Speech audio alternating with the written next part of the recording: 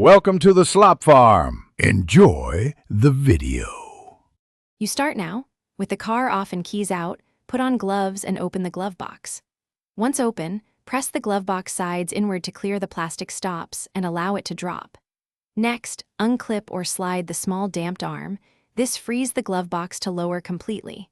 You do this because the Swift DZire's cabin air filter sits behind that lowered glove box, so gaining full access is the first actionable step toward removal.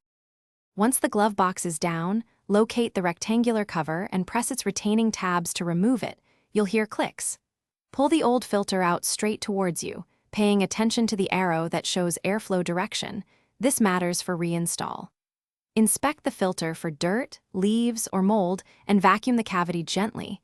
Clean the rubber seals and drain channels if present. You do this because a clean housing ensures proper sealing and prevents bypass or odors when the new filter goes in.